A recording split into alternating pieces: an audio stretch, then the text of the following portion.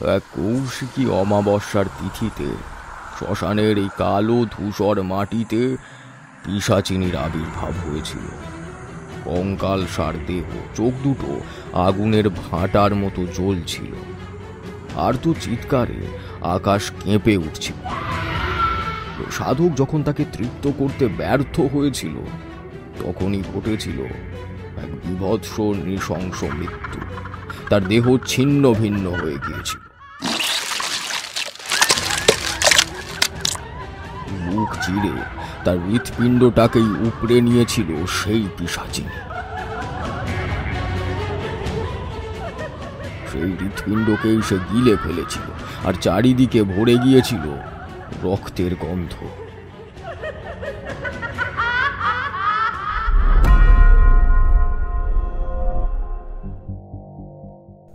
সাহিত্যের অলি গলিতে ছড়িয়ে পড়া গল্পগুলো জড়ো করার নাম হলো ক্রনিটেল। হাই, আমি শুভায়ু, আর আজ ক্রনিটেল আপনাদের শোনাতে চলেছে বিশিষ্ট লেখিকা সঞ্চারী ভট্টাচার্যের কলমে ক্রনিটেল অরিজিনালস প্রেজেন্টস তারানাথ তান্ত্রিক ও নেপুয়া তলার কর্ণপিশাচিনী। শুরু হচ্ছে আজকের গল্প, তারানাথ তান্ত্রিক ও নেপুয়া তলার কর্ণপিশাচিনী।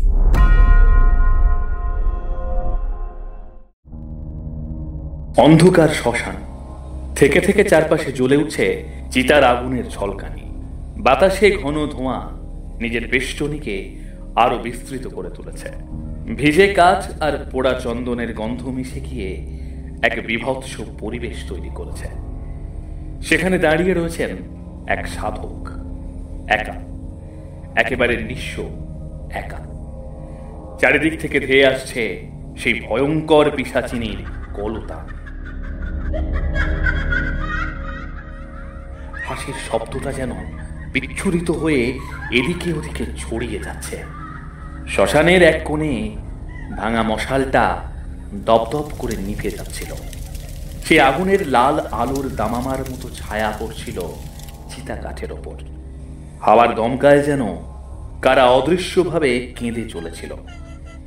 সেই তীব্র আর্তনাদের সুর সাধকের হৃৎপিণ্ডকেও কাঁপিয়ে তুলছিল। সেই বিদেহিনীর আগমন যেন গোটা পরিসংগ্রহের পরিবেশটিকে আরো আতঙ্কের কবলগ্রস্ত করে তুলেছিল।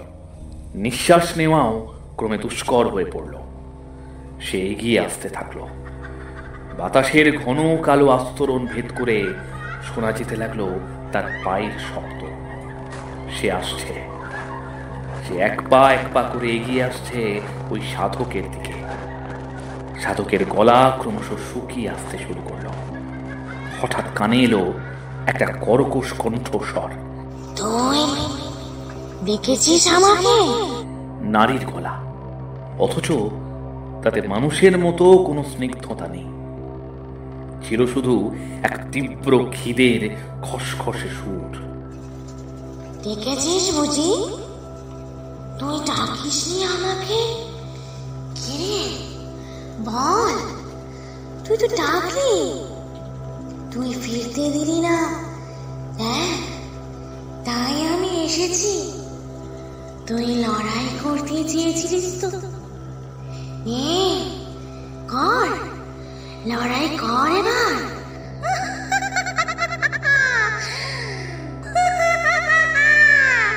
দেখি কত শক্তিশালী তুই। তারানাথ কেঁপে উঠলেন। শব্দটা যেন ঠিক তার কানের কাছে এসে আবারও গায়েব হয়ে গেল, যেন কেউ নিঃশ্বাস ফেলছে তার ঘাড়ে।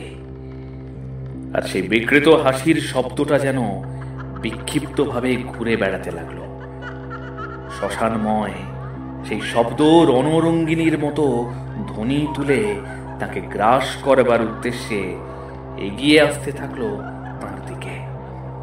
তিনি ঘুরে দাঁড়াতেই দেখলেন অন্ধকারের ভেতর থেকে ভেসে আসছে এক মুখ, এক বিভৎস মুখ। এ যেন কোনো মুখ নয়, যেন মাংসের এক বিকৃত স্তূপ। চোখ দুটো কোটর থেকে বেরিয়ে আসতে চাইছে। ঠোঁটের কোণে জমে রয়েছে শুকনো রক্ত। লম্বা জট পাকানো চুল কাঁধের ওপর পড়ে আছে। আর মুখের পাশ দিয়ে গলে গলে পড়ছে আঠালো লাল তরল। উফ, কি ভয়ঙ্কর সেই দৃশ্য! যেন কবর খুঁড়ে উঠে এসেছে কোনো পিশাচিনী। নির্লিপ্ত পিপাসার্ত ওই দুই চোখের মধ্যে লুকিয়ে রয়েছে মৃত্যুর অন্তিম বার্তা। সবকিছুকে শেষ করে ফেলবে যেন এক নিমেষেই। সেই মুখ তারানাথের পলক না পড়তে পড়তেই এত কাছে চলে এলো যে মনে হলো আর এক মুহূর্তের মধ্যে ওই ধারালো দাঁতগুলো বসে যাবে তার গলায়। তুই কি আমাকে তৃপ্ত করেছিস? করিসনি তারানাথ? তবে তবে ডেকেছিস কেন আমাকে? বল, ডেকেছিস কেন? জানিস না আমি তৃপ্ত হলে তবে মনের বাসনা পূর্ণ করি। আর যে আমার সাথে লড়াইতে জিততে চায় তাকে মৃত্যুর ঘাট পর্যন্ত পৌঁছে দিই আমি। ভয় নেই, তোকেও পৌঁছে দেব, তোকেও।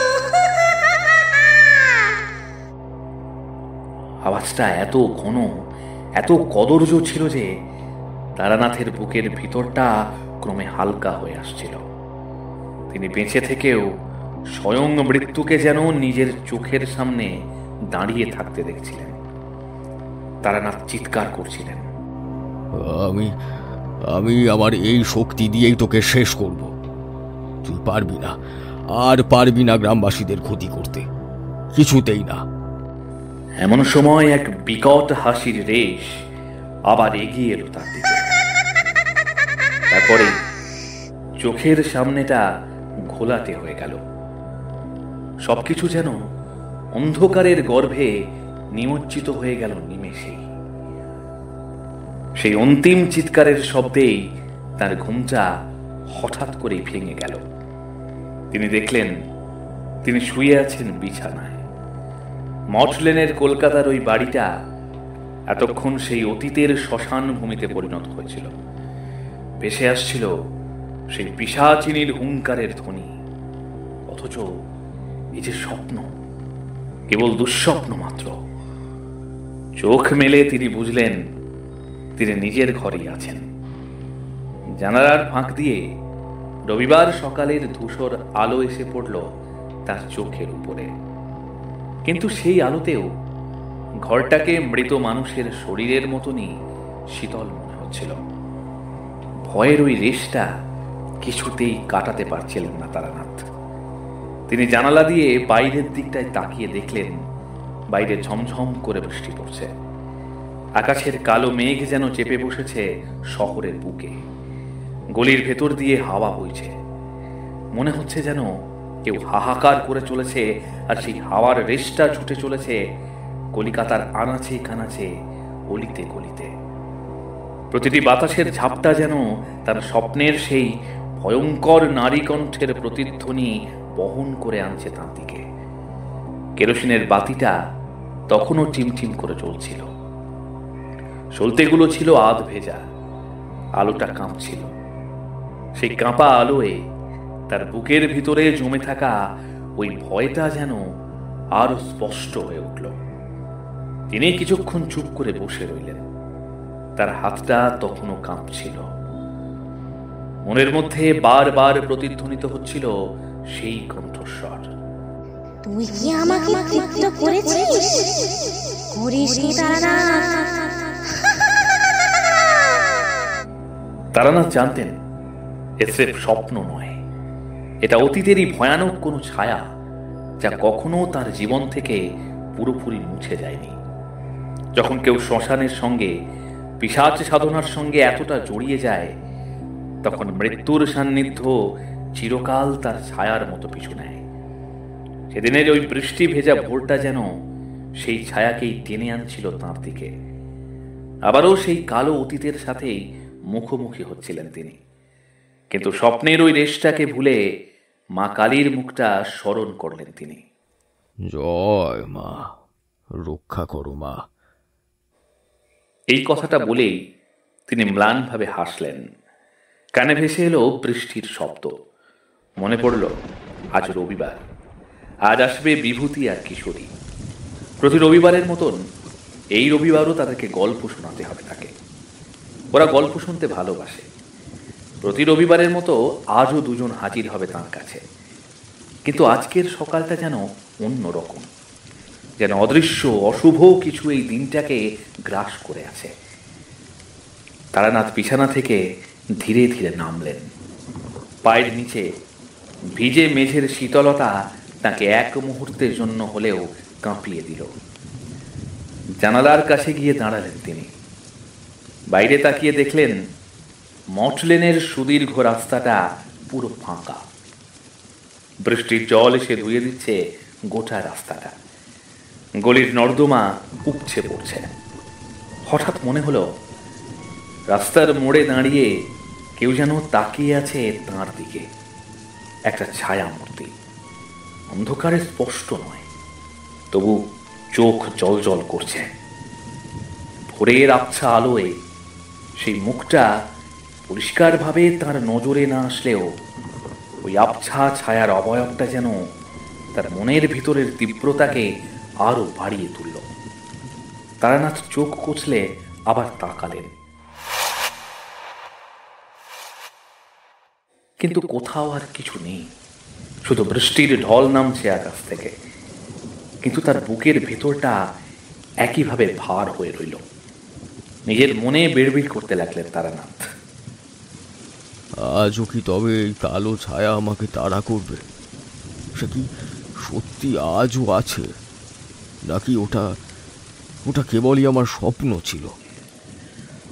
সময়টা এগিয়ে যেতে লাগলো। ঘড়িতে তখন সকাল 8টা। ঘরের ভেতর ধূপগাছির হালকা গন্ধটা বৃষ্টির সোঁদা গন্ধের সাথে মিশে এক অদ্ভুত ধরনের রেশ তৈরি করছিল। তারানাথ জানতেন শুভ কিছুর উপস্থিতি সর্বদাই অশুভ কিছুকে শেষ করে দিতে সক্ষম। তিনি জানতেন আর কয়েক ঘন্টা বাদে ওরা দুজন আসবে, আবার শুরু হবে গল্প। কিশোরী আর বিভূতির কাছে নিজের মনের কথা, অতীতের কথাগুলো বলেই তিনি অনেকটা হালকা অনুভব করেন বইকি।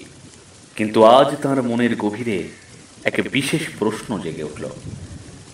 যে গল্প তিনি ওদের শোনাবেন সেটি কি নিছকই অতীত, কি তার অশুভ ছায়া এখনো বর্তমানকে আঁকড়ে ধরে আছে?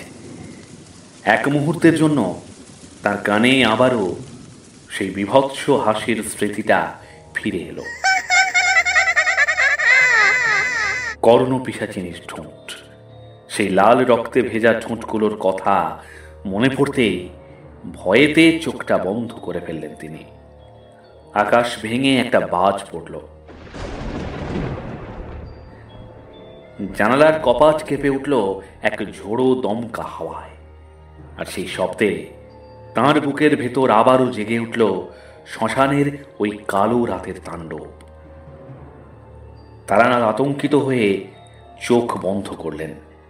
কিন্তু বন্ধ চোখের আড়ালেও তিনি স্পষ্ট দেখলেন অন্ধকার থেকে ভেসে আসছে এক মুখ, রক্তমাখা ঠোঁট, কানের পাশ দিয়ে গলে পড়ছে তরল, আর চোখের মনিতে রয়েছে অতৃপ্ত বাসনার হাহাকার। এমন সময় চারি এসে তারানাথের কাঁধে হাত রেখে বলল,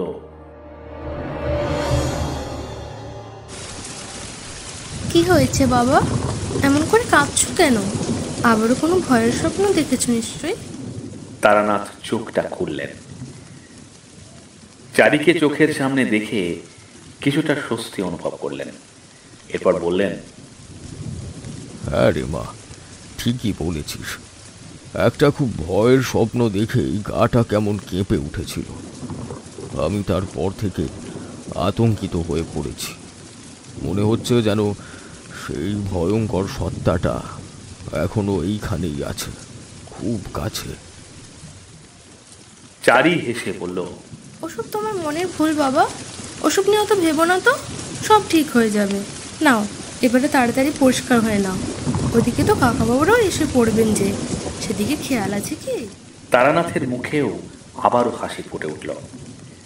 এতক্ষণের আতঙ্কের রেশটা যেন চারির ওই কথাগুলোর মধ্যে দিয়ে কোথায় হারিয়ে গেল।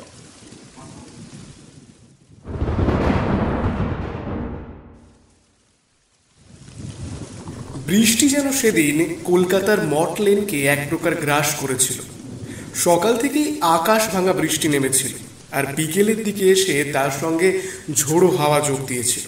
এমন দিনে বাইরে বেরোনোর সাহস কারো থাকতো না, অথচ আমি আর কিশোরী ছাতা হাতে নেমেছিলাম রাস্তার ভেজা পিচের ওপর। রবিবার মানেই আমাদের এক নির্দিষ্ট গন্তব্য ছিল, ঠাকুরমশাই অর্থাৎ তারানাথ তান্ত্রিকের বাড়ি। কিশোরী আমার পাশে পাশেই হাঁটছিল, গায়ে চাদর জড়ানো। আমি ওকে বলছিলাম, আজ যদি নাই যাই কিশোরী, তাহলে তো একটা রবিবার আমাদের হাত থেকে ফসকে যাবে।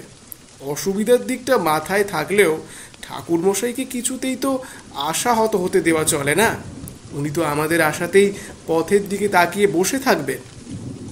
কিশোরী ভ্রু কুঁচকে বলেছিল, তুমি বুঝি এখনো ঠাকুর মশাইয়ের গল্পের নেশা ছাড়তে পারোনি?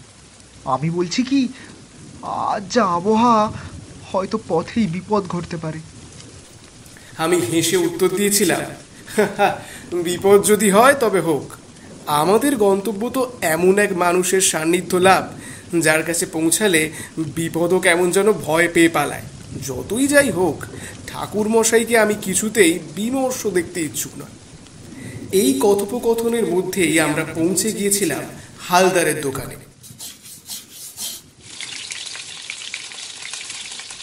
দোকানের ভেতর গরম তেলে ভাজার গন্ধ যেন বৃষ্টির গন্ধের সঙ্গে মিশে গিয়েছিল।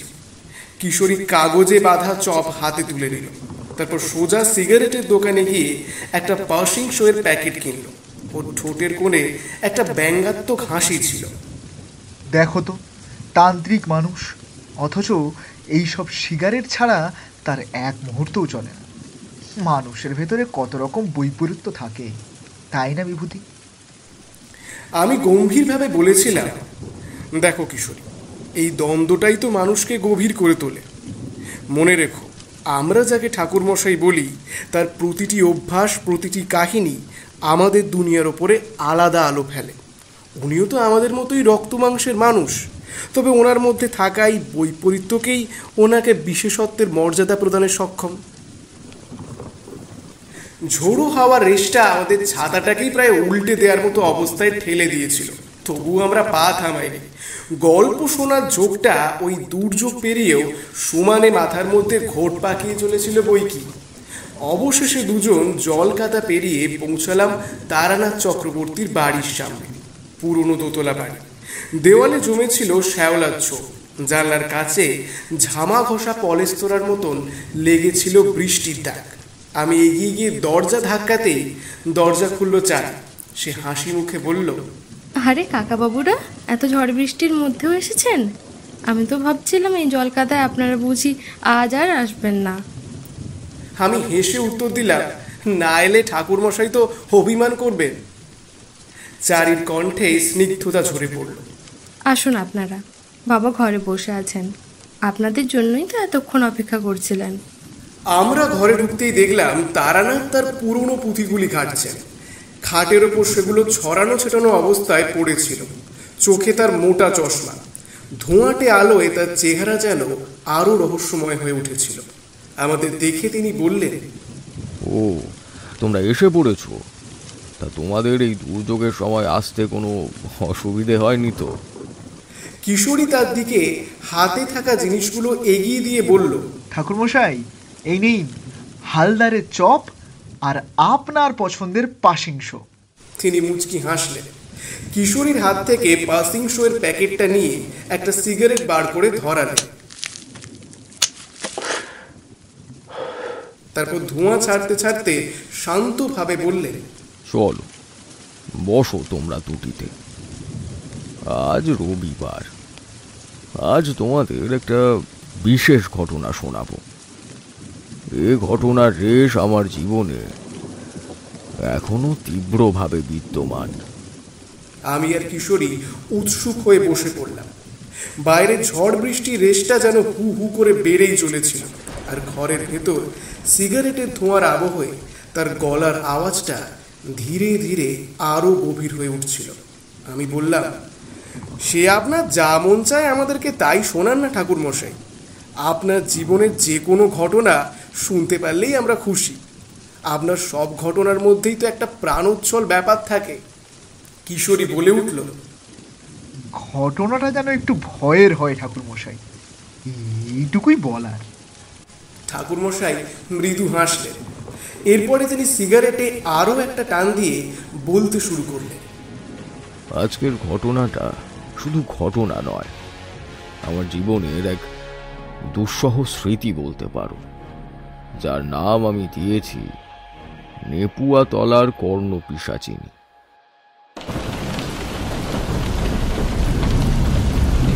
আমি আর কিশোরী টান টান হয়ে বসে এক মনে শুনছিলাম। তিনি বলে চললেন, অনেক কাল আগের কথা, এই গ্রামে ছিল এক তান্ত্রিক, পাপিষ্ঠ, লোভী, আত্মকেন্দ্রিক। শ্মশানের ধূসর রাত্রে সে কর্ণ পিশাচিনীকে আহ্বান করেছিল। এই তান্ত্রিক ছিল পিশাচ সিদ্ধ। সাধনায় সফলতা অর্জনের কারণেই এই ধূর্ত তান্ত্রিক এই ভয়ঙ্করীকে আহ্বান করেছিল, কিন্তু এর ফল হয়েছিল সাংঘাতিক। সে জানত এই সাধনায় আহ্বানের সঙ্গে সঙ্গে সম্ভোগের বন্ধনও জড়িত, কিন্তু কেবল নিজের স্বার্থে সে তাকে ডাক দিয়েছিল। তৃপ্ত করার যোগ্যতা তার মধ্যে ছিল না, কিন্তু পিশাচিনীকে আহ্বান করলে তাকে তৃপ্ত করতেই হবে। তার মধ্যে অন্তর্হিত তীব্র কামনার ক্ষুধাকে মেটাতে হবে, সেই সঙ্গে তাকে ফেরত পাঠানোর জন্য এক বিশেষ মন্ত্র পাঠ করতে হবে। কিন্তু তান্ত্রিক তার তীব্র কামনাকে মেটাতে সক্ষম হয় না। শুধু তাই নয়, কর্ণ পিশাচিনীকে ফেরত পাঠানোর মন্ত্র এবং প্রক্রিয়াও তার সঠিকভাবে জানা ছিল না। সে ডেকে তো এনেছিল, কিন্তু ফেরত পাঠাতে পারেনি। ফলে ফল হয়েছিল প্রাণঘাতী। আর যা হওয়ার তাই হয়েছিল। আমি চমকে উঠলাম। তারপর কি হয়েছিল ঠাকুরমশাই? ঠাকুরমশাই ধীরে ধীরে বললেন, এক কৌশিকী অমাবস্যার তিথিতে শ্মশানের এই কালো ধূসর মাটিতে পিশাচিনীর আবির্ভাব হয়েছিল। কঙ্কাল সার দেহ, চোখ দুটো আগুনের ভাঁটার মতো জ্বলছিল, আর তো চিৎকারে আকাশ কেঁপে উঠছিল।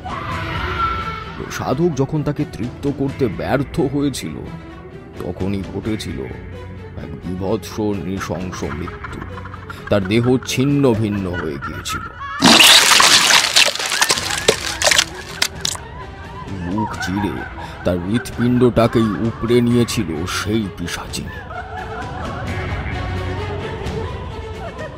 সেই হৃৎপিণ্ডকেই সে গিলে ফেলেছিল, আর চারিদিকে ভরে গিয়েছিল রক্তের গন্ধ।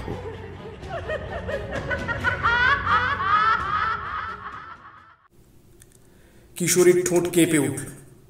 উফ, কি ভয়ঙ্কর! এরপর আর কত ভয়ঙ্কর হতে চলেছে এই কাহিনী। তারানাথ আবার বললেন, কিন্তু ভয়ের সূত্রপাত যে তখনও হয়নি। আহ্বান করা সত্তাকে ফেরত না পাঠাতে পারলে তার তীব্র আক্রোশের শিকার হতে হয় সেই অঞ্চলের প্রতিটা মানুষকে। এমনটাই ছিল ভবিতব্য, আর ঠিক তাই হয়েছিল। সাধক মরে গেলেও পিশাচিনী সেই গ্রামেই থেকে গিয়েছিল। একে একে গ্রামবাসীদের কামনার জালে ফাঁসিয়ে নিজের শিকারে পরিণত করেছিল সে। রাতের আঁধারে তাদের টেনে নিয়ে যেত, কেউ ফেরত আসতো না।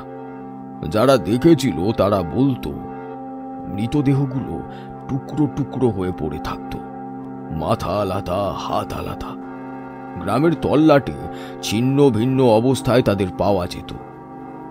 শিশুদের কান্নাও ভয়েতে থেমে গিয়েছিল, আর নারীরা আতঙ্কে আত্মহত্যা করতে শুরু করেছিল। এক হাহাকারের দৃশ্যে উন্মত্ত হয়ে উঠেছিল গোটা গ্রাম। কেউ যেন নিজের হাতে গোটা গ্রামকে ধূলিসাৎ করে দেওয়ার উদ্দেশ্যে প্রতিনিধিত্ব করেছিল।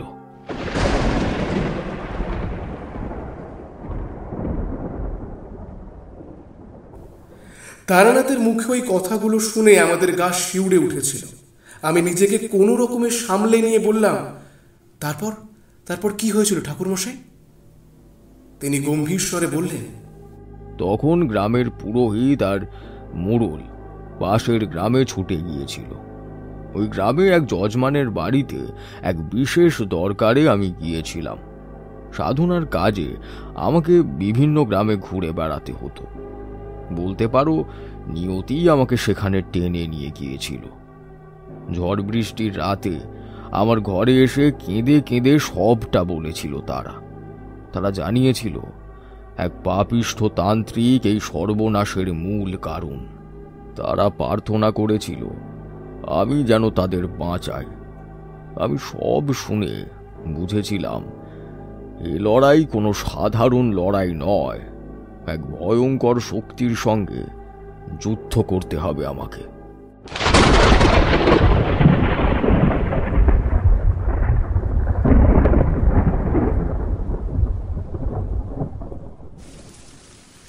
এত পর্যন্ত বলে তারানাথ থেমে গেল।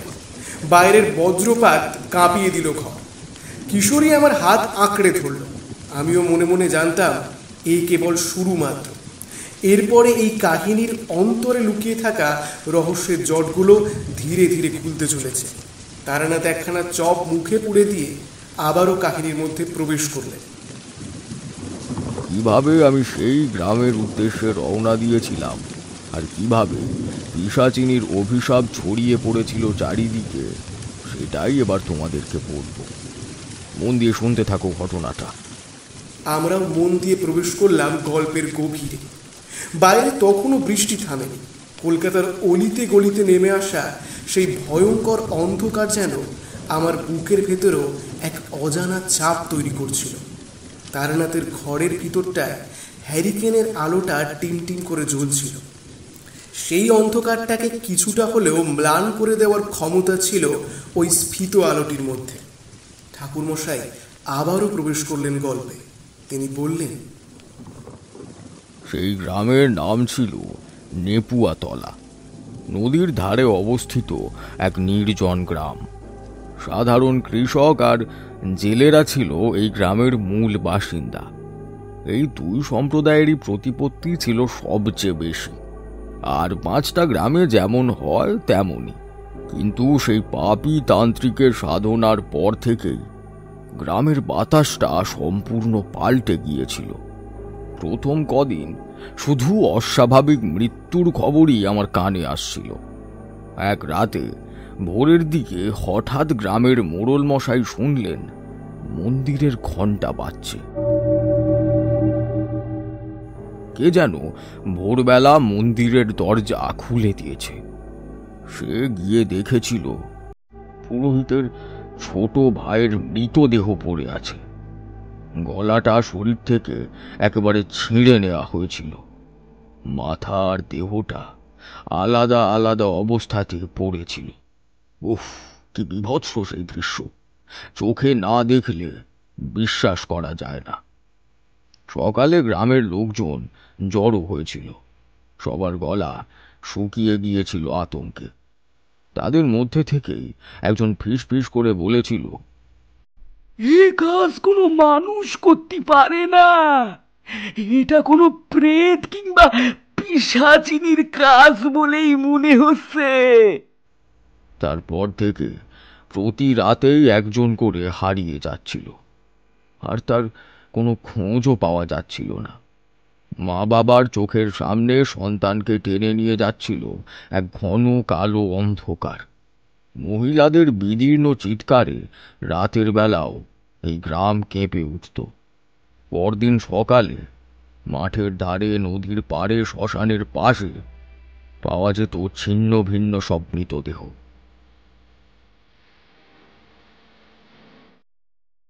কিশোরী কেঁপে উঠল, আমার হাত আঁকড়ে ধরল। আমি প্রশ্ন করলাম, গ্রামবাসীরা কি কিছুই করতে পারেনি ঠাকুরমশাই? তিনি মাথা নাড়লেন, বললেন, করেছিল। ঝাড়ফুঁক, মন্ত্র, দেবতার নাম সব করেছিল, কিন্তু কিছুতেই কিছু হয়নি। পিশাচিনীর শক্তি ছিল ভয়ঙ্কর। সে কারো কাছে এত সহজে কখনোই ধরা দিত না, কিন্তু রাতের অন্ধকারে তার দীর্ঘ চুলের ফাঁকে দেখা যেত রক্তোজ্জ্বল দুটো চোখ, আর সেই চোখের দিকে তাকালেই মানুষ জড়িয়ে পড়ত সম্মোহনে। তারপর ঘটত নিশ্চিত অকাল মৃত্যু। এক রাতে গ্রামের পুরোহিত ভদ্রকান্ত আর মোড়ল হরিপদ ঠিক করেছিল এভাবে আর চলতে পারে না। যেই তান্ত্রিক তাদের সকলের এই সর্বনাশ ঘটিয়েছে তাকে থামানোর উপায় খুঁজতে হবে। তারা জানতো পাশেই গ্রামে রয়েছে আমার বাস। সেদিন রাতটা ছিল ভীষণ ভয়ঙ্কর। কালো মেঘে আকাশ ঢেকে গিয়েছিল, বজ্রপাত হচ্ছিল, ঝড় বয়ে যাচ্ছিল। তবুও তারা দুজনে লণ্ঠন হাতে বেরিয়ে পড়েছিল আমার খোঁজে। জঙ্গলের ভেতর দিয়ে তারা যখন যাচ্ছিল, হঠাৎ দেখেছিল এক মৃতদেহ ঝুলছে শিমুল গাছের ডালে। তার জিভ লম্বা হয়ে ঝুলছে, চোখ প্রায় ফেটে বেরিয়ে আসার মতো। পুরোহিত আর মোড়ল এই দৃশ্য দেখে স্তম্ভ হয়ে গিয়েছিল, কিন্তু থামেনি, কারণ তারা জানতো যদি তারা আমার খোঁজ না পায় তবে গোটা গ্রাম শেষ হয়ে যাবে। গ্রামের এক জনৈক ব্যক্তির কাছ থেকে তারা আমার বিষয়ে জানতে পেরেছিল। তাই এই ঝোড়ো রাতের ঝুঁকি সঙ্গে নিয়ে তারা দৌড়ে এসেছিল আমার যজমানের বাড়িতে।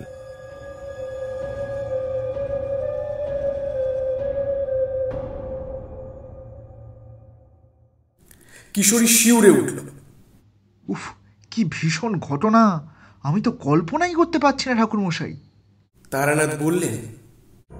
তারা ভিজতে ভিজতেই অবশেষে পৌঁছেছিল আমার দরজায়। আমি তখন আমার আরাধ্য দেবীর সাধনায় লীন ছিলাম।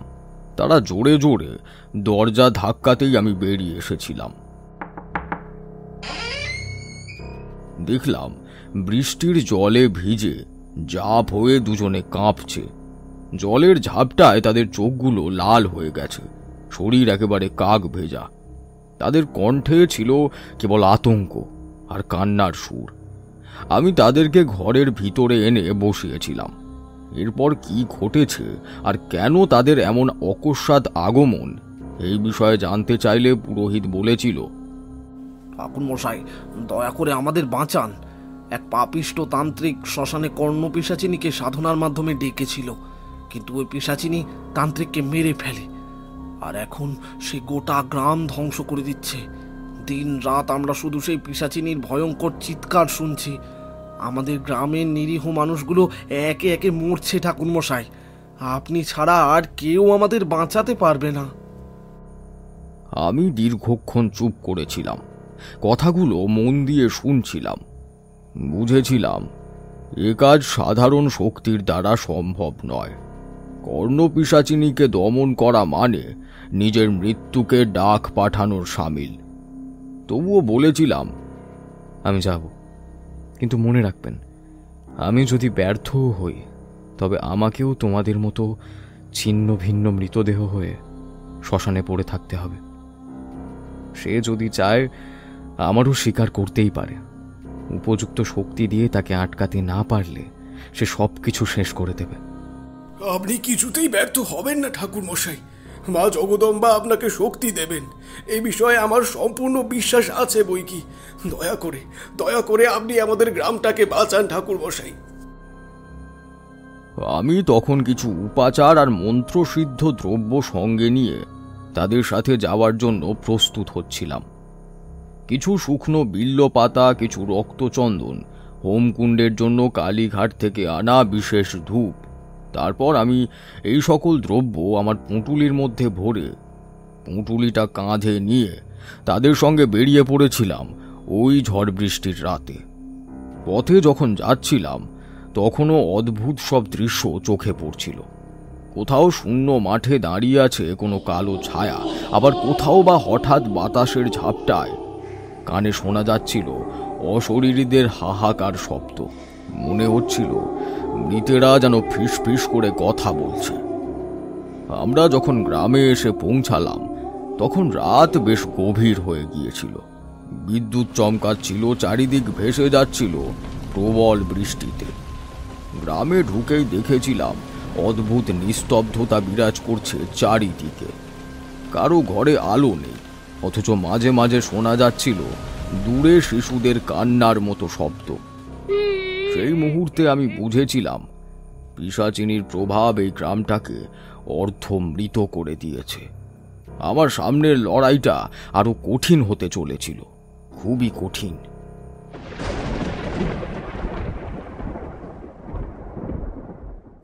এতটা বলে তারানাথ থামলেন। বাইরের বজ্রপাতের শব্দ কাঁপিয়ে দিল জানলাটাকে। আমি আর কিশোরী নিঃশব্দে বসেছিলাম। ঘরের ভেতর তখনও নিস্তব্ধতা। বাইরে বৃষ্টি ঝরছিল অবিরাম। কলকাতার মঠ লেনের পুরনো দোতলা বাড়ির সেই স্যাঁতস্যাঁতে পরিবেশে তারানাথ তান্ত্রিকের কণ্ঠস্বর আমাদের দুজনকে যেন এক অন্য জগতে টেনে নিয়ে যাচ্ছিল। তারানাথ আবারও একটা সিগারেট ধরালেন। কুণ্ডলি পাকানো ধোঁয়াগুলো ঘরের হালকা বাতাসের আবরণ ভেদ করে আমাদের দিকে এগিয়ে আসছিল। সিগারেটের গন্ধটায় কিশোরীর খানিকটা কষ্ট হলেও গল্প শোনার আমেজটাকে কিছুতেই নষ্ট হতে দিতে চাইছিলাম না আমরা। এরপর তারানাথ বললেন, যেদিন আমি নেপুয়াতলা গ্রামে ঢুকলাম সেদিন তখনও রাত অর্ধেক হয়নি। পুরোহিত ভদ্রকান্ত আর মোড়ল হরিপদ আমার সঙ্গেই ছিল। ঝড় ততক্ষণে তীব্র হয়ে উঠেছিল, যেন গোটা আকাশ আমাদের মাথার উপর ভেঙে পড়বে এমন। বজ্রপাতের আলোয় এক মুহূর্তের জন্য গ্রামটা আলোকিত হচ্ছিল, আর পরক্ষণেই আবার কালো অন্ধকারে ঢাকা পড়ে যাচ্ছিল। গ্রামের ভেতরে পা দিয়ে আমার গাটা শিরশির করে উঠল। হঠাৎ মনে হলো কেউ যেন আমাদের লক্ষ্য করছে, কোনো অদৃশ্য দৃষ্টি যা শরীর ভেদ করে অজান্তেই ঢুকে যাচ্ছিল। ঘরগুলো দরজা জানলা ছিল বন্ধ, তবুও ভেতর থেকে কান্নার শব্দ ভেসে আসছিল। মনে হচ্ছিল এই ভয়ের রেশটা যেন প্রতিটি শিশুর ভেতরেও সমানভাবে ঢুকে গেছে। আমি পুরোহিতকে জিজ্ঞাসা করলাম, এই গ্রামে এখন কত মানুষ বেঁচে আছেন? ভদ্রকান্ত কাঁপা গলায় উত্তর দিয়েছিলেন, শতাধিক ছিল, এখন অর্ধেকও নেই। প্রতিদিন অন্তত 2 জনের দেহ আমরা কবর দিচ্ছি। অপঘাতে মৃত্যু তো, তাই তাই আর দাহ করার নিয়ম নেই। এই কারণেই কবরস্থ করতে হচ্ছে আর কি। কথাগুলো শুনে আমার বুক ভার হয়ে গিয়েছিল। আমরা যখন গ্রামের কেন্দ্রস্থলে পৌঁছালাম তখন হঠাৎই একদল লোক আমাদের দিকে ছুটে এলো। তাদের হাতে থাকা লণ্ঠনের আলোয় দেখলাম তারা একটা মৃতদেহকে বহন করছে। এক যুবক, বয়স 20-21 বেশি নয়। আমি দেখেছিলাম ছেলেটির বুক একেবারে ফাঁকা হয়ে গেছে, যেন বুকের মাংস খেয়ে ফেলা হয়েছে। চোখ দুটো খোলা, ঠোঁটে জমাট বাঁধা রক্ত। মেয়েরা গলা ফাটিয়ে কাঁদছিল, আর পুরুষেরা এই দৃশ্য দেখে শিউরে উঠছিল। পথে পরিবারের কিছু লোকেরাই ওই মৃতদেহকে সঙ্গে করে নিয়ে যাচ্ছিল। বাকি সকলেই শিকল তুলে ঘরের মধ্যেই বসেছিল। এক বৃদ্ধ কাঁদতে কাঁদতে আমার পায়ের কাছে পড়ে বলেছিল, ঠাকুর মশাই, ওরে ওই পিশাচিনীতেই মেরেছে ঠাকুর মশাই। রেতের অন্ধকারে নদীর ঘাটে গিয়েছিল ছেলেটা, তারপর আর ফেরেনি ঠাকুর মশাই, আর ফেরেনি। বুকটা ফাঁকা করে নিয়ে চলে গেল গো। কি হবে আমার? কি নিয়ে বাঁচবো বলতে পারে ঠাকুর মশাই? আমি তার মাথায় হাত রেখে বলেছিলাম, সাহস রাখো, আজ রাতের পর থেকেই এর একটা বিহিত হবে। আমি আমার সবটুকু দিয়ে সচেষ্ট থাকব, কথা দিলাম। কিন্তু আমি জানতাম এই যুদ্ধ সহজ নয়। সেই রাতেই আমি সিদ্ধান্ত নিলাম গ্রামের শ্মশানে যাওয়ার, কারণ সেখানে সেই কালো শক্তিকে অর্থাৎ পিশাচিনীকে ডাকা হয়েছিল। তার শক্তি সেখানেই সবচেয়ে প্রবল থাকার কথা, এই ভেবেই আমি রওনা দিলাম। ঝড় বয়ে যাচ্ছিল, বৃষ্টির ছাট কাঁপিয়ে দিচ্ছিল গাছপালাগুলিকে। আমি হাতে কপিলার মালা নিলাম। সঙ্গে ছিল লোহার অগ্নির তাবিজ। শ্মশানে পা দিতেই হাড় হিম হয়ে গিয়েছিল। চারিদিকে ভিজে কাঠ পড়েছিল, ভাঙা চিতা সাজানো ছিল সামনে, আর কাদার গন্ধ ভেসে আসছিল আমার নাকে। হঠাৎ বাতাস থেমে গিয়ে শ্মশানে এক অস্বাভাবিক নিস্তব্ধতা নেমে এলো। ঠিক তখনই আমার চোখ পড়ল ও একটা কালো ছায়া চিতার ধারে বসে আছে। তার লম্বা চুল মাটিতে ছড়িয়ে আছে, ঠোঁটে রক্তাভ আভা। বিদ্যুতের আলোয় এক মুহূর্তের জন্য মুখটা দেখা গেল।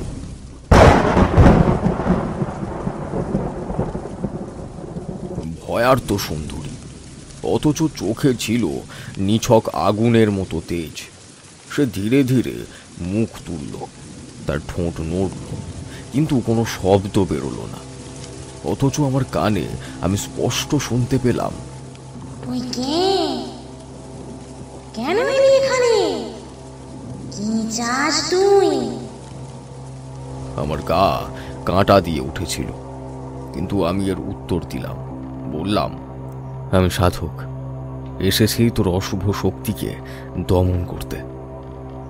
সে চিতার উপরে উঠে দাঁড়ালো। দেহটা ছিল মানুষের মতো, অথচ তার লম্বা নখ অস্বাভাবিকভাবে ঝলমল করছিল। এক ঝটকায় হাহাকার ভেসে এলো চারিদিক থেকে। মনে হচ্ছিল অগণিত মৃত আত্মা একসাথে কাঁদছে, হাসছে। পিশাচিনী হঠাৎ ঝাঁপিয়ে পড়ল আমার উপর। বাতাসে ঝড়ের মতো শব্দ উঠেছিল, যেন ঝড়ই আমার বুকে আছড়ে পড়ে ধাক্কা দিচ্ছে। আমি মন্ত্রপাঠ করে হাতে থাকা বিল্ল পাতাগুলো ছুঁড়ে দিলাম তার দিকে।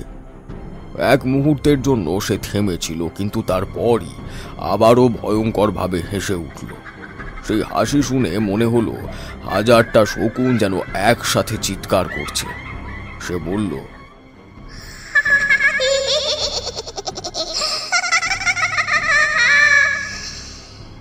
যে আমাকে ডেকেছিল সে আমাকে তৃপ্ত করতে পারেনি, তাই সে মরল। এখন এই গ্রাম আমার। তুই যদি আমার পথে বাধা দিতে আসিস তাহলে তোর মৃত্যু নিশ্চিত তার রাত। ভালোই ভালোই বলছি, চলে যা, নাহলে কিন্তু তোর মুন্ডুটাও ধর থেকে আলাদা করে ওই তাজা রক্তের স্বাদ নেব আমি। এই লালায়িত জীব ওই রক্তের স্বাদ নিতে যে ভীষণ উৎসুক হয়ে উঠেছে।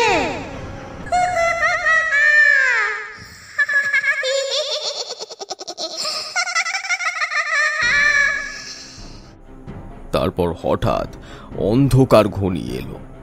মনে হচ্ছিল রাতের ভেতর আরো কালো ঘন এক রাত নেমে এসেছে। আমি এক বিশেষ মন্ত্র পাঠ করতে থাকলাম। ওং রিং ক্রিং ক্রিং।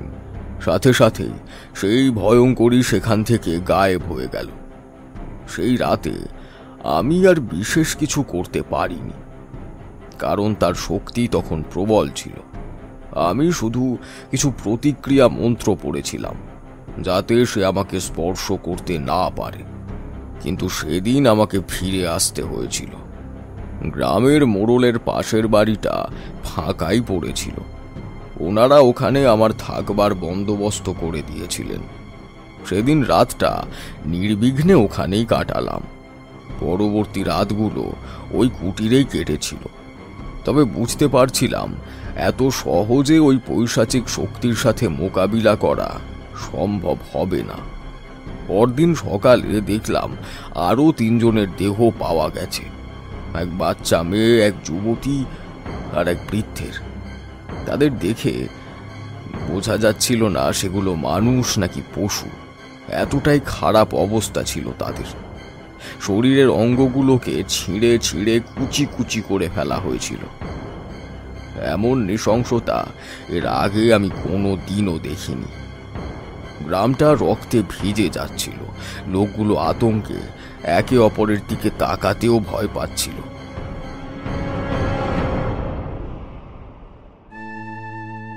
এতক্ষণ আপনারা শুনছেন তারানাথ তান্ত্রিক ও নেবুয়া তলার কর্ণ পিশাচিনী। কিন্তু আপনাদের মধ্যে এখনো অনেকেই আমাদের চ্যানেল ক্রনিটেলকে সাবস্ক্রাইব করেননি। তারা দেরি না করে চটপট সাবস্ক্রাইব করে ফেলুন। তো চলুন শুনে নেওয়া যাক গল্পের পরবর্তী অংশ। কিশোরী কেঁপে উঠল। সে ধীরে ধীরে বলল, এই বিভূতি, আমার বুক ধড়পড় করছে, যেন আমরাই ওই গ্রামে আছি বলে মনে হচ্ছে আমার। আমি গম্ভীর স্বরে উত্তর দিলাম, হ্যাঁ, আমারও তাই মনে হচ্ছে। ঠাকুর মশাইয়ের প্রতিটা শব্দ যেন চোখের সামনে ভেসে উঠছে। তারানাথ ধোঁয়ার কুণ্ডলি ছড়িয়ে চুপ করে গেলেন কিছুক্ষণ, তারপর বললেন, সেই ভয়ঙ্কর রাতের পর আমি স্থির করলাম, এভাবে শুধু প্রতিরক্ষা ব্যবস্থা গড়ে তুলে কোনো লাভ নেই। আমাকে খুঁজে বের করতে হবে ওই পিশাচিনীর মূল সত্তা। কেন সে এখনো মুক্তি পায়নি? কোন অভিশাপ তাকে এই গ্রামে বেঁধে রেখেছে? তারপরই শুরু হলো আমার প্রকৃত সাধনা আর উপাচারের কাজ। বাইরে তখনও বৃষ্টির শব্দ। আমি আর কিশোরী নির্বাক হয়ে বসেছিলাম। মনে হচ্ছিল এই ঘরের দেয়ালের ভেতর দিয়েও নেবুয়া তলার হাহাকার যেন মটলেনের এই ছোট্ট ঘরটার ভিতরেও ঢুকে পড়েছে। তারানাথ তান্ত্রিক চুপচাপ বসেছিলেন। আমি আর কিশোরী শ্বাস আটকে শুনছিলাম তার কথাগুলো। বাইরে তখনও অঝোরে বৃষ্টি পড়েই চলেছে। ঘরের ভিতর শুধু সিগারেটের ধোঁয়াগুলো ঘুরে বেড়াচ্ছিল। এমন সময় তারানাথ বললেন, তৃতীয় রাতের পর আমি স্থির করেছিলাম, আর সময় নষ্ট করলে চলবে না। গ্রামের প্রাণ বাঁচাতে হলে আমাকে জানতে হবে এই কর্ণ পিশাচিনীর উৎস ঠিক কোথায়, কেন সে এখনো মুক্তি পাচ্ছে না। আমি পুরোহিত ভদ্রকান্তকে বললাম, আজ রাত থেকে তুমি আর মোড়ল হরিপদ কেউই আমার কাছে আসবে না। গ্রামবাসীদের সবাইকে বাড়ির ভেতরে থাকতে বলবে, বাইরে কেউ যেন না যায়। আমি একা শ্মশানে যাব। ভদ্রকান্ত ভয়ে বলেছিল, ঠাকুরমশাই, ও ওখানে একা গেলে? আমি তাকে থামিয়ে দিয়ে বলেছিলাম, আমাকে থামিও না। একা না গেলে তার গোপন শক্তির সঙ্গে আমার মিলন হবে না। সেই রাতে আমি বেরোলাম একা। এই কালিমা ঘেরা পথ ধরে এগোতে থাকলাম সেই পৈশাচিক তাণ্ডবের আসল সূত্র খুঁজতে। বৃষ্টি ততক্ষণে আরো তীব্র হয়ে উঠেছিল। বাতাসে উল্টে পড়ছিল গাছের ডাল। আমার হাতে ছিল লণ্ঠন, আর কাঁধে থাকা পুটুলির মধ্যে রুদ্রাক্ষের জপমালা, কপিলার মালা, একখানি লোহার কৃপণ আর একটি তান্ত্রিক পুঁথি, যেটি বহু পুরনো তান্ত্রিক সূত্রের বই। এটিকে সব সময়ই আমার সঙ্গে রাখতাম, কারণ এটি কেবলই একটি বই ছিল না, এখান থেকে বিচ্ছুরিত হতো অপার শক্তি, যা যে কোনো কালো শক্তিকে বশ করার জন্য ছিল যথেষ্ট। আমি শ্মশানে পৌঁছে প্রথমেই চারিদিকে ঘিরে 4টে মাটির প্রদীপ জ্বালালাম। ঝড়ের বেগে প্রদীপগুলো বারবার নিভে যাচ্ছিল, তবু আবার জ্বালাচ্ছিলাম। তারপর আমি অগ্নিকুণ্ড সাজালাম। চন্দন, ধূপ আর রক্ত মিশ্রিত অর্পণ সামগ্রী সেখানে দিলাম। মন্ত্র উচ্চারণ করতে চারপাশের বাতাস ক্রমশ ভারী হয়ে উঠল। প্রথমে শুধু বৃষ্টির শব্দই শোনা যাচ্ছিল, কিন্তু কিছুক্ষণ পর শ্মশানের ভেতর থেকে এক করুণ কণ্ঠস্বর ভেসে এলো, যেন শত শত মৃত আত্মা কাঁদছে। আমি চোখ বন্ধ করে তপস্যা চালিয়ে গেলাম। হঠাৎ মাটির ভেতর থেকে একটা শীতল হাওয়া উঠে এসে আমার শরীরকে ঘিরে ফেলল। আমি তখনই বুঝলাম সে এসে গেছে। হঠাৎ আগুনটা নিভে গেল। প্রদীপের আলো নিভে গিয়ে চারপাশটা অন্ধকারে ডুবে গেল। বজ্রপাতের আলোয় আমি দেখলাম সে দাঁড়িয়ে আছে আমার ঠিক সামনে। লম্বা চুল, ভিজে কাদায় লুটোচ্ছে, দেহে শ্মশানের ছাই মাখানো, চোখ দুটো জ্বলছে রক্তের মতো, ঠোঁট থেকে ঝরে পড়ছে এক বিদীর্ণ কালো তরল। সে ধীরে ধীরে বলল, কেন ডেকেছিস আবার আমাকে? সাধক, তোকে বারণ করেছিলাম না? তুই আবার আমার পথে বাধা সৃষ্টি করতে চাইছিস? তোর প্রাণের মায়া নেই নাকি? কিরে?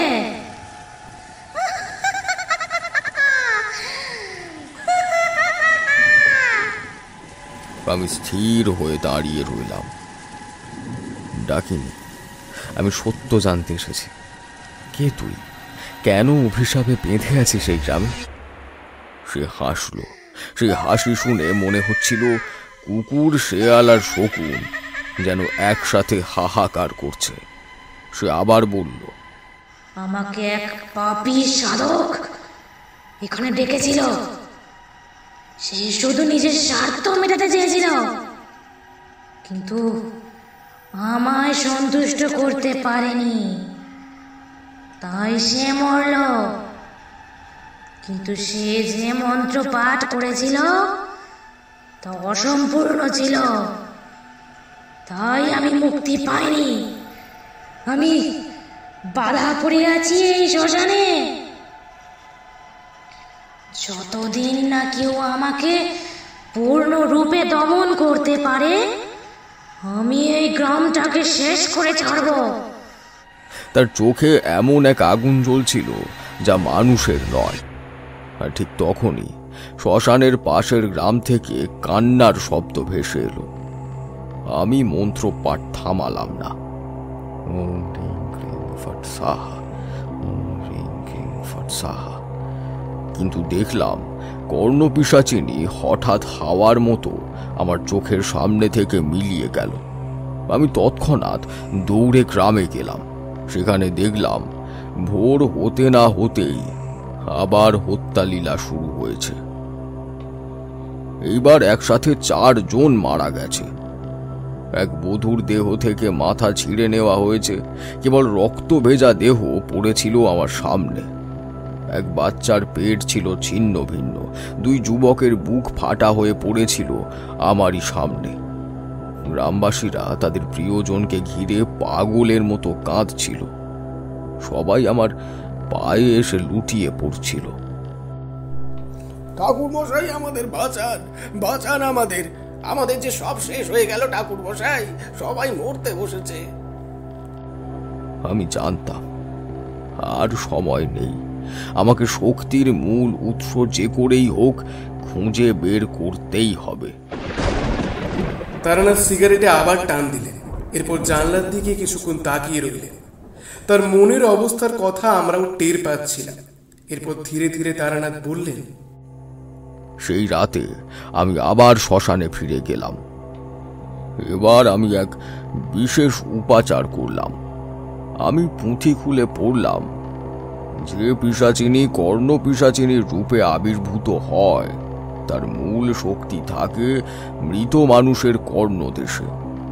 যে সাধক তাকে আহ্বান করে তার কানে দেওয়া মন্ত্র ভুল হলে পিশাচিনী মুক্তি পায় না। আমি তখন বুঝলাম যে তান্ত্রিক এই কর্ণপিশাচিনীকে ডেকেছিল সে মন্ত্রভ্রষ্ট হয়েছিল। তাই পিশাচিনী অর্ধেক মুক্তি পেয়ে অর্ধেক বাধা পড়ে এই গ্রামেই থেকে গিয়েছিল। আর সেই জন্যই তার ক্ষুধা অশেষ বৃদ্ধি পেয়েছিল। এখন তাকে মুক্তি না দিলে গ্রাম ধ্বংস হবেই। আমি এরপর জপ করতে করতে দেবীকে ডাকতে শুরু করলাম। ওম হ্রিং ক্লিং কালী কালী মহাকালী মহাকালী নমঃ। ঠিক তখনই শ্মশানের উত্তর দিক থেকে এক অদ্ভুত আলো বেরিয়ে এলো।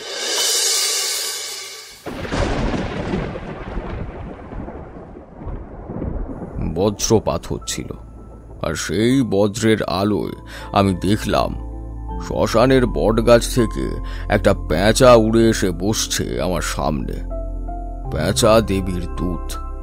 আমি বুঝলাম মা জগদম্বার আশীর্বাদ এগিয়ে আসছে আমার দিকে। একই সঙ্গে আমার কানে ভেসে আসছে দেবীর মৃদু কণ্ঠ।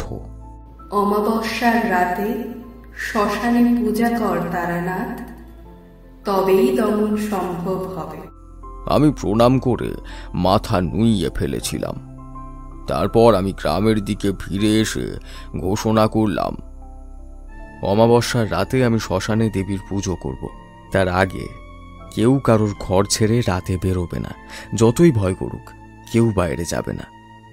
কিন্তু জানো বিভূতি, কিশোরী, মানুষ ভয়ের কাছে ঠিক কতটা দুর্বল। সবাই আমার কথায় বিশ্বাস করেছিল ঠিকই, কিন্তু ভেতরে ভেতরে সকলেই ভীত ছিল। তারা জানতো না অমাবস্যা আসার আগে ঠিক কতজন মরবে। বাইরে বৃষ্টি যেন আরো জোরে পড়ছিল। আমি আর কিশোরী একে অপরের মুখ চাচাই করলাম। ভয়তে কিশোরীর ঠোঁট শুকিয়ে গিয়েছিল। সে ফিসফিস করে বলল, বিভূতি, আমার মনে হচ্ছে ঠাকুরমশাইয়ের এই কথাগুলো আমরা যেন চোখের সামনে দেখছি। আমি গম্ভীর হয়ে উত্তর দিলাম, হ্যাঁ, আমারও যেন মনে হচ্ছে আমি যেন শ্মশানেই দাঁড়িয়ে আছি। তারানাথ চুপচাপ বসে আমাদের দিকে তাকিয়ে বললেন, আরও এক অমাবস্যার রাত। চারিদিক যেন আলকাতরার চাদরে ডুবে আছে। বুঝতে পারছিলাম এক অসম অশুভ শক্তির বিরুদ্ধে আমাকে লড়াই করতেই হবে। ঠাকুরমশাইয়ের চোখে তখন এক অদ্ভুত দীপ্তি। আমরা দুজন নিঃশ্বাস আটকে তার কথা শুনছিলাম। বাইরে তখনও বর্ষার জলধারা মটলেনের রাস্তায় ঝরছিল অবিরাম।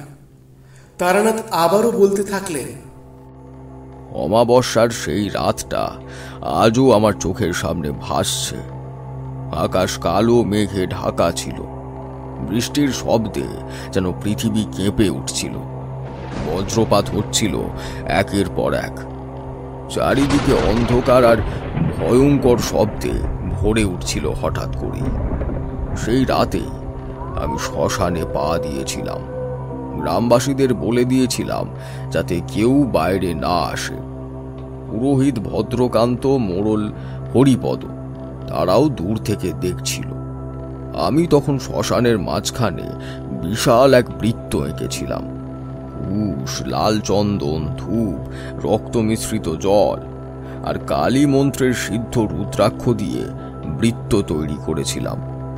এই বৃত্তের শক্তি এতটাই প্রবল হয় যে এই বৃত্তের ভেতরে যারা থাকে তার কোনো ক্ষতি হতে পারে না। মা জগদম্বা স্বয়ং তাকে রক্ষা করেন। আমিও বৃত্তের ভেতরেই বসলাম। এইখানে বসেই আমাকে ক্রিয়ার কাজ সম্পন্ন করতে হতো। বৃত্তটির চারপাশে 16টি মাটির প্রদীপ জ্বালালাম। ঝড় বৃষ্টিতে বারবার নিভে যাচ্ছিল সেগুলি, কিন্তু আমি মন্ত্রপাঠ করে আবার সেগুলোকে জ্বালাচ্ছিলাম। জানতাম ওই পিশাচিনী আমার পরীক্ষা নিচ্ছে, আর সেই পরীক্ষায় যে করেই হোক আমাকে জয়ী হতেই হবে। তারপর অগ্নিকুণ্ড জ্বালালাম। কুণ্ডে ঘি, নীলকান্ত ধাতু আর মদ সব ঢেলে মন্ত্রোচ্চারণ করলাম। ওম কালী কালী মহাকালী, কৃপা করো মা, কৃপা করো। তখনই চারিদিক কেঁপে উঠল। হঠাৎ সব প্রদীপগুলো নিভে গেল। চারপাশ অন্ধকারে নিমজ্জিত হয়ে গেল। কেবল অগ্নিকুণ্ডের শিখাটি জ্বলছিল। সেই আগুনে আমি দেখলাম সে এসে গেছে। লম্বা কালো জট পাকানো চুলগুলো মাটি পর্যন্ত আছড়ে পড়েছিল। চোখ দুটো রক্তের মতো লাল। দেহে শ্মশানের ছাই লেপটানো। মুখ থেকে বেরিয়ে আসছিল চকচকে কদর্য ভঙ্গিতে অট্টহাসি। কি নারকীয়, কি বিভৎস সেই দৃশ্য! তার গলায় ছিল অভিশাপের মতো শব্দ। সে আমার চারপাশে ঘুরছিল। হঠাৎ বজ্রপাতের আলোয় দেখলাম তার লম্বা সাপের ফণার মতো রুক্ষ এলোকেশি চুলগুলো ঝুলছে হাঁটুর নিচ পর্যন্ত। কঙ্কালসার নগ্ন শরীর। হাতের নখগুলো ছুরির ফলার মতো ধারালো। রক্তের আশায় সেগুলো নিষ্পিস করছে। চোখের মধ্যে তার তীব্র কাম ক্ষুধা। সে আমার কানে ফিসফিস করে বলল, সাধক, এতদিন পর আবার আমাকে কেন ডাকলি? তুইও কি আমাকে ভোগ করতে এসেছিস? কিরে বল, তৃপ্ত করতে পারবি আমাকে? তাহলে তুই যা চাস আমি তাই তোকে দেব। তৃপ্ত কর আমাকে।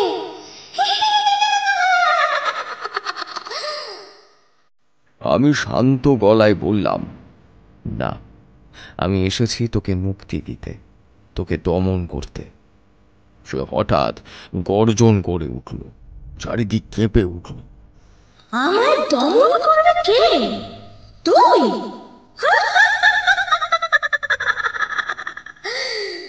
তবে আগে আমার ক্ষুধা মেটাতে হবে তোকে। তারপর সে আমার দিকে ঝাঁপিয়ে পড়ল। আমি সঙ্গে সঙ্গে রুদ্রাক্ষ মালা তুলে মন্ত্র পড়লাম। ওং হ্রিং ক্রিং বতুকায় বতুত্তরণায় হ্রিং ফট সাহা। মন্ত্রের শক্তিতে এক ঝলক অগ্নিশিখা বেরোলো আমার হাত থেকে। সাথে সাথেই ওই কর্ণপিশাচিনী কয়েক পা পিছিয়ে গেল, কিন্তু তার চোখে তখন খেলে গেল আরো ভয়ঙ্কর ক্ষুধা। সে হাহাকার করে উঠল, এত সহজে তুই আমায় রুখতে পারবি না সাধক। তারপর শুরু হলো যুদ্ধ। সে একবার অন্ধকার হয়ে মিলিয়ে যেত, আবার হঠাৎ পিছন থেকে ঝাঁপিয়ে পড়তো আমার উপরে। তার ধারালো নখগুলো শ্মশানের গাছের ডালগুলোকে কেটে ফেলেছিল এক আঘাতে। তার হাঁক শুনে গ্রামের লোকেরা কেঁপে উঠেছিল। আমি অগ্নিকুণ্ডে অর্ঘ্য দিচ্ছিলাম আর একের পর এক মন্ত্র পড়ছিলাম।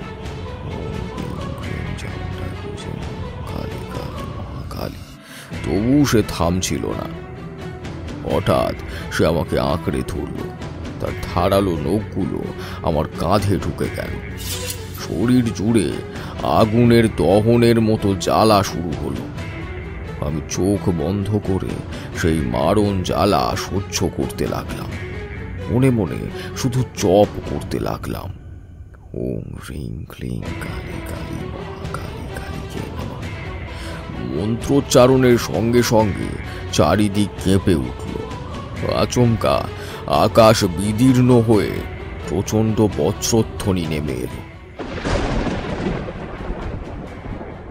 মনে হলো যেন সৃষ্টির অন্তরাল থেকে অগ্নি ঝরে পড়ছে ধরিত্রীতে।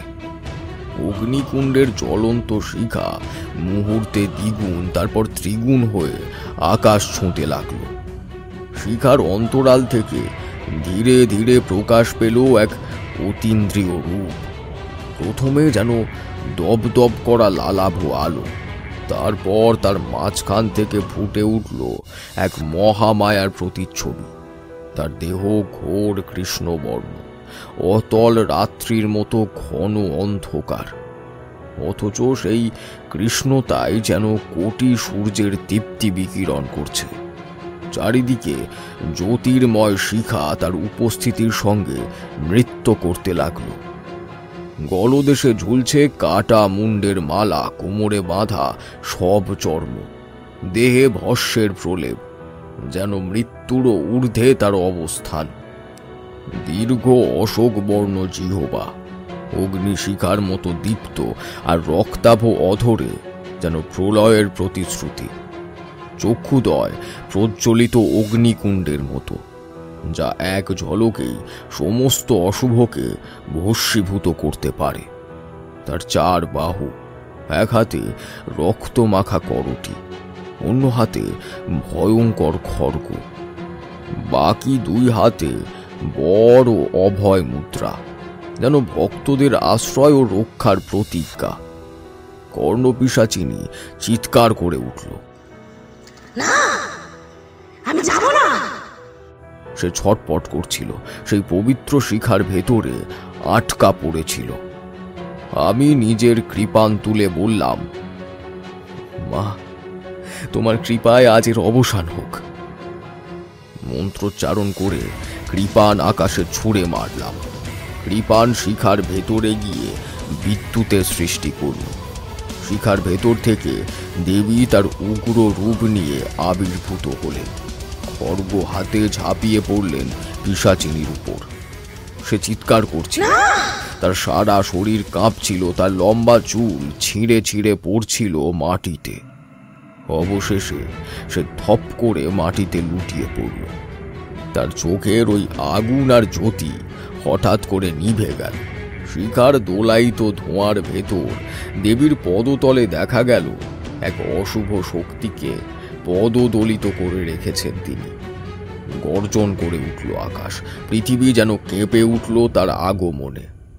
সেই মুহূর্তে অনুভব করা গেল তিনি শুধু এক রূপ নন, তিনি স্বয়ং আদ্যা শক্তি। তিনি জন্ম নেন, তিনি ধ্বংস করেন, আর যিনি রক্ষা করেন। কর্ণপিশাচিনী সম্পূর্ণ রূপে পরাস্ত হয়েছে দেবীর অপার মহিমার কাছে। চারিদিক নিস্তব্ধ, শুধু বৃষ্টির শব্দ আর ভেজা মাটির গন্ধ নাকে আসছিল।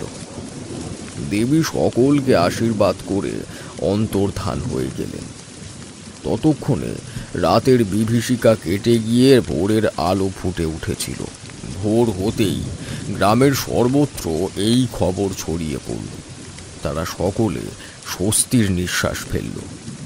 পিশাচিনী দমিত হয়েছে এই খবর গ্রামের সকলে জানতে পেরে সকলেই এক অমোঘ শান্তিতে ডুবে গেল। তারা জানত সেখানে আর কোনোদিনও কাউকে ভয়ঙ্কর মৃত্যুর সম্মুখীন হতে হবে না। এই নৃশংসতাকে এই হাতে দমন করতে সক্ষম হয়েছিলাম আমি।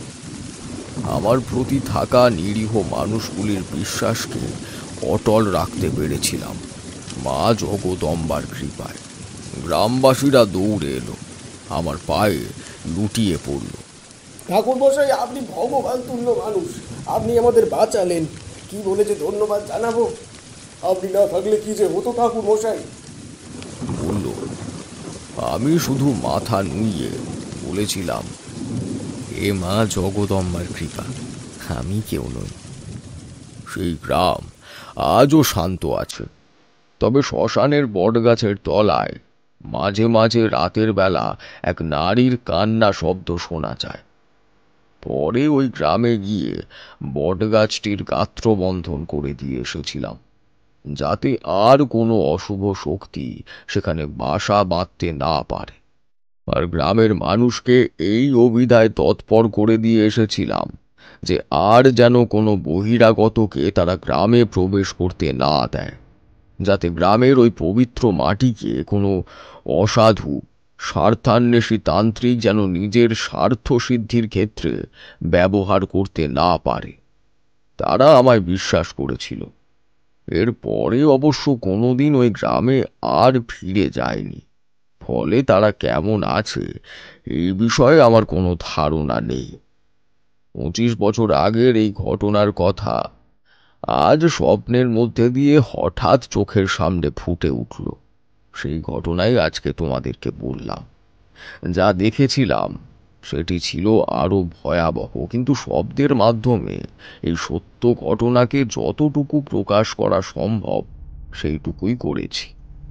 তোমরা তো জানোই যে আমি কল্পনার ছলে কোনো গল্প বলি না, যা আমার জীবনের অভিজ্ঞতা তাই বলি। তারানাথ গল্প থামালেন। ঘরের ভেতর সিগারেটের ধোঁয়া গাঢ় হয়েছিল। বাইরে তখনও বৃষ্টি ঝরছিল। আমি আর কিশোরী নির্বাক হয়ে বসেছিলাম।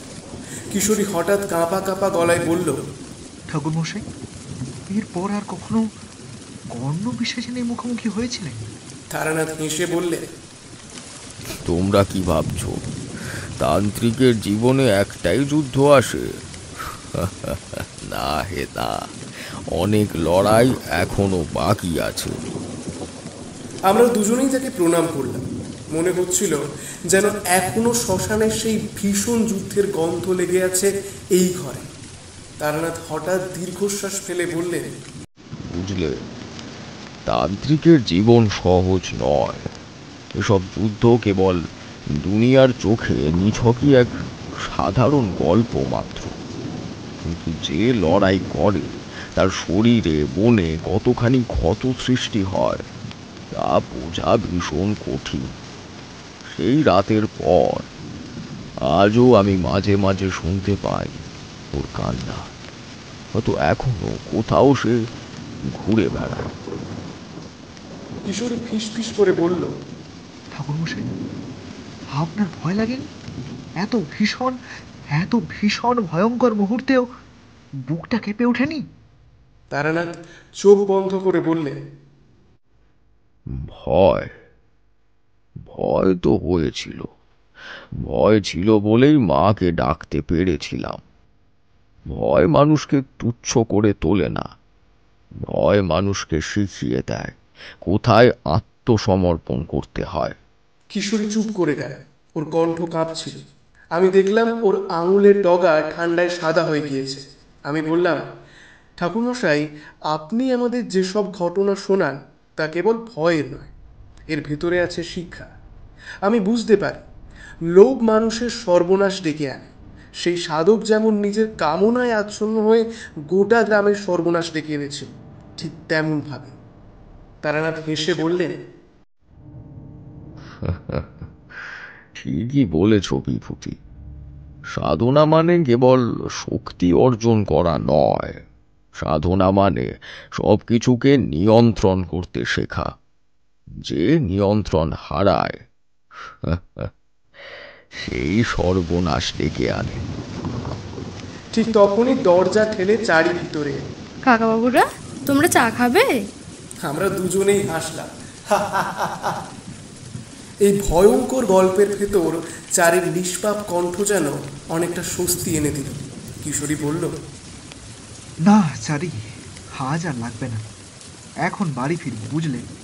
চারিও হেসে বলল, যখন আসবে বাবা তোমাদের জন্য আবার নতুন ঘটনা নিয়ে প্রস্তুত থাকবেন। আমরা দুজনেই উঠে দাঁড়ালাম। কিশোরী প্যাকেট থেকে শেষ চপটা তারানাথের দিকে এগিয়ে দিয়ে বলল, ঠাকুরমশাই, এই নিন। তারানাথ হেসে চপটা নিলেন। তার চোখে তখনও যেন লুকোনো আগুনটা শেষবারের মতো চিকচিক করে উঠল। আমি আর কিশোরী একসঙ্গে ঝুঁকে তাকে প্রণাম করলাম। তিনি হাত তুলে আশীর্বাদ করলেন।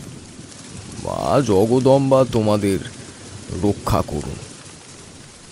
আমরা যখন ঘর থেকে বেরোলাম তখনও বৃষ্টি ঝরছে। মটলেন ভিজে চকচক করছে। দূরে রাস্তার ল্যাম্পপোস্টের আলোতে কাদা জল চিকচিক করছে। কিশোরী হঠাৎ বলল, বিভূতি, আমি আজ ঘুমোতে পারবো না। চোখের সামনেই বারবার সেই পিশাচিনীর রূপটা আসছে।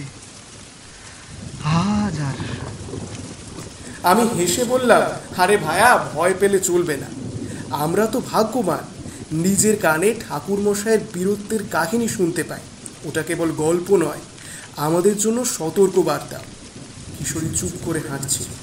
বৃষ্টির ফোঁটা ওর গায়ে পড়ছিল, কিন্তু আমি বুঝলাম ওর চোখে ভয় তখনও লেগে আছে। রাস্তার মোড়ে দাঁড়িয়ে আমি পিছনে ফিরে তাকালাম। তারানাথের অন্ধকার বাড়িটা ঝড় বৃষ্টির মধ্যে আরও রহস্যময় মনে হচ্ছিল ভেতরে এখনো বসে আছেন এক তান্ত্রিক, যিনি বছরের পর বছর ধরে অদৃশ্য কালো শক্তিগুলোর সাথে স্বয়ং মৃত্যুর সঙ্গে লড়াই করে চলেছেন। আমরা ধীরে ধীরে ভিজতে ভিজতে বাড়ির পথে হাঁটছিলাম। চারিদিকে কেবল বৃষ্টির শব্দে ভরেছিল, কিন্তু আমার মনে হচ্ছিল যেন সেই বৃষ্টির শব্দের ভেতর লুকিয়ে আছে আর একটা শব্দ, এক নারীর কান্না, যা অমাবস্যা রাতে শ্মশানের আকাশ কাঁপিয়ে তুলেছিল। সেদিন রাতে বাড়ি ফিরতে বেশ দেরি হয়েছিল, তবে আশায় বুক বেঁধে বসেছিলাম আরও একটা রোমাঞ্চকর।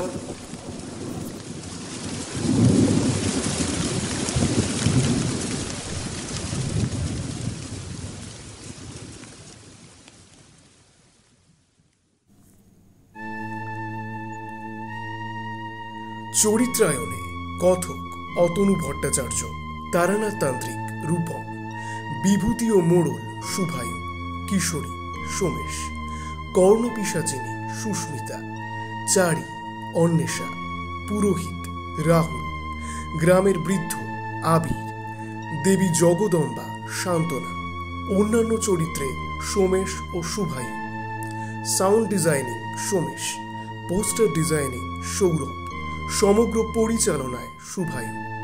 এইরকম আরও গল্পের ভান্ডার নিয়ে হাজির থাকবে আপনাদের ক্রনিটেল। আর গল্পের ডানায় চেপে উঠতে চাইলে লাইক, কমেন্ট আর শেয়ার করুন, আর সাবস্ক্রাইব করুন আমাদের চ্যানেল ক্রনিটেল। গল্পেরা বেঁচে থাকুক কানে কানে।